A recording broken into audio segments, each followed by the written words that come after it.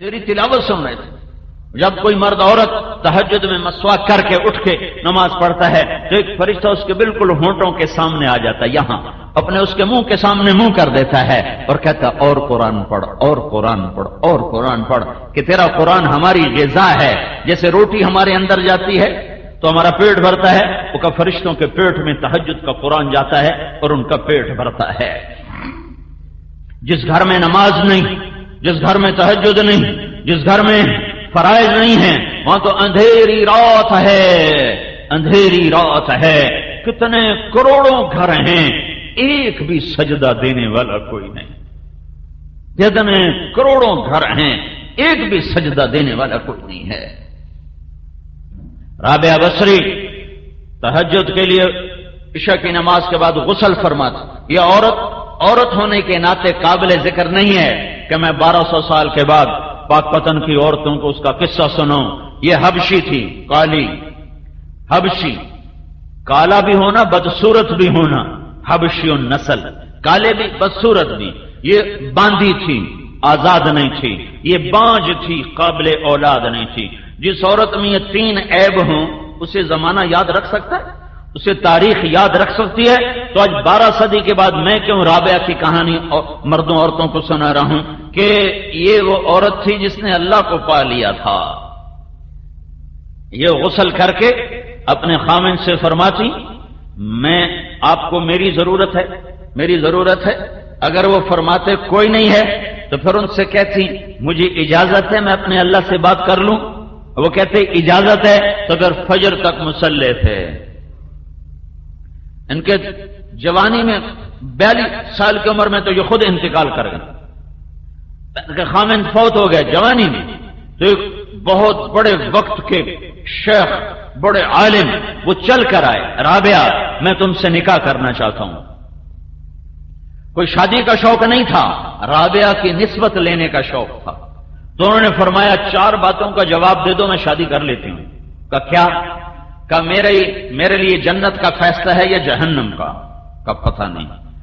کہ جب قیامت میں اٹھائیں جائیں گے تو کسی کے سیدھے ہاتھ میں آئے گا، کسی کے الٹے ہاتھ میں آئے گا عمل اس کا، تو میرے سیدھے ہاتھ میں آئے گا کہ الٹے ہاتھ میں؟ کہا مجھے تو پتہ نہیں.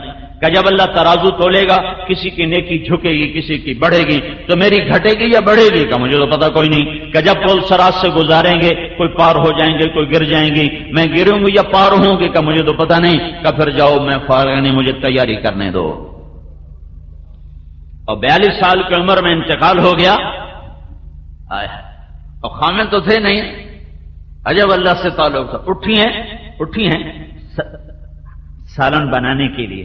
تو دیکھا چولہے پہ بیٹھے تو پیاز کوئی نہیں.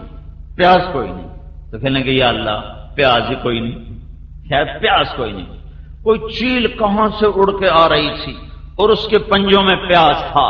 رابعہ نے کہا یا اللہ پیاز کوئی نہیں. چیل کے پنجے ڈھیلے ہوئے اور پیاز سیدھا آ کر رابعہ کی جھولی میں گرا ہے. کہ میری بندی تو میری ہو گئی ہے، میں چیلوں کو تیرا خادم بنا دوں گا. جب ان کا انتقال ہوا تو ان کی اپنی خادمہ کو خواب میں ملی تو انہوں نے پوچھا آپ کے ساتھ کیا ہوا؟ تو فرمایا میرے پاس منکر نکیر آئے تھے اور مجھ سے کہنے لگے من ربکی، تیرا رب کون ہے؟ تو میں نے آگے کہا سبحان اللہ، 40 برس جس کے عشق میں زندہ رہی، 40 برس جسے پوجا کرتی رہی، 40 برس جسے بھلا نہ سکی، یہ 4 ہاتھ زمین میں آ کے میں اسے بھول جاؤں گی. جو سوال کرنے آ گئے ہو من ربو کی، تو منکر نکیر کہنے لگے اچھا بھائی ناراض نہ ہو، تم سے تو ہم آگے پوچھتے ہی کوئی نہیں، اور واپس چلے گئے ہیں. ایک اللہ سے تعلق، ایک زندگی کے 2 سرے ہیں. ایک اللہ سے جڑتا ہے، ایک بندوں سے جڑتا ہے.